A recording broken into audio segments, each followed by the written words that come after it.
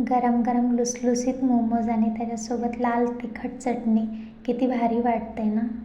अगदी नेहमी नाही पण कधीतरी खायला मजा येते. तर मग बाहेर कशाला जायचं, तुम्ही पण बनवा रेस्टॉरंट स्टाईल घरच्या घरी व्हेज मोमोज.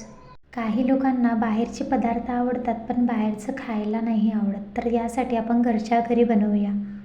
तर मी इथे 1 ग्लास मैदा घेतलेला आहे, थोडं मीठ टाकलेलं आहे आणि अर्धा चम्मच तेल टाकून त्याला भिजवून घेतलेलं आहे. भिजवून घेतलेलं जे पीठ आहे ते 15 मिनटं त्याला रेस्ट करायला तसंच ठेवायचं. 15 मिनटं होतपर्यंत आपण स्टफिंग तयार करून घेऊया. स्टफिंग तयार करण्यासाठी मी एका कढईमध्ये अर्धा चम्मच तेल घेतलेलं आहे. बारीक चिरलेलं लसूण, बारीक चिरलेलं आलं हे टाकून त्याला हाय फ्लेमवरती छान शिजू द्यायचं. इथे 3 ते 4 मिरच्या बारीक चिरलेल्या कापून घेतलेल्या आहे. तुम्ही याचा वापर नाही केला तरी चालेल. त्याला छान परतून घ्यायचं आणि एक बारीक चिरलेला कांदा, हे सगळं हाय फ्लेमवरती छान शिजवून घ्यायचं आहे. यामध्ये बारीक चिरलेली पत्तागोबी, बारीक चिरलेली शिमला मिर्च, बारीक चिरलेला गाजर हे संपूर्ण बारीक चिरून घ्या छान. आणि हे सगळं अगदी 2 मिनटं हाय फ्लेमवरती छान शिजू द्या. कढई पतली राहिल्यामुळे त्याचा जो स्मोकी फ्लेवर असते तो खूप टेस्टी लागत असते. त्यामध्ये चवीनुसार मीठ, काळे मिरी पूड टाकून त्याला छान मिक्स करून घ्यायचं आणि अर्धा चम्मच मी इथे सोया सॉस वापरलेला आहे आणि वरून थोडी कोथिंबीर टाकून त्याला छान परतून घ्यायचं. तुम्ही बघू शकता आपलं स्टफिंग तयार झालेलं आहे. तर हे पूर्ण गार झालेलं आहे आणि पीठ जे मळलेलं होतं ते पण छान सॉफ्ट आणि मऊ झालेलं आहे. तर तुम्ही पुरीच्या शेपमध्ये एकसारखे गोळे तयार करून लाटून घेऊ शकता. आणि हे जाड नाही लाटून घ्यायचे, थोडे पातळ लाटून घ्यायचे.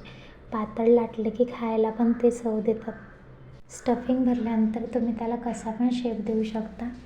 मी इथे मोदकचा आकाराचा शेप दिलेला आहे. अशा प्रकारे सगळे मोमोज तसेच भरून घ्यायचे आणि याला स्टीम करण्यासाठी मी अगोदरच इथे पाणी उकळायला ठेवलेलं होतं.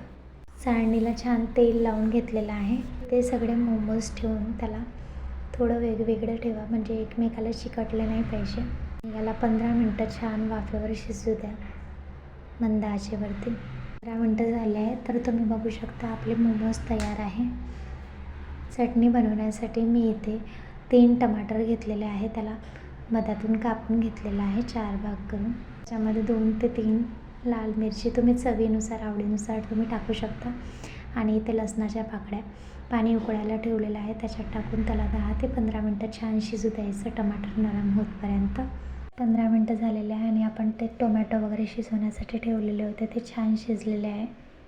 आणि हे सगळं टाकल्यानंतर थोडी कोथिंबीर टाकून त्याला छान शिजू द्यायचं. तर तुम्ही बघू शकता अगदी मार्केटसारखी लाल झणझणीत मोमोज चटणी तयार झालेली आहे.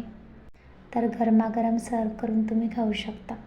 तर मार्केटमध्ये कशाला जायचं, अगदी 15 मिनटात बनवा तुम्ही घरच्या घरी मोमोज आणि चटणी, ते पण रेस्टॉरंट स्टाईल. तर तुम्ही पण ही रेसिपी नक्की ट्राय करा. व्हिडिओ आवडला असेल तर लाईक, शेअर आणि सबस्क्राईब करायला विसरू नका.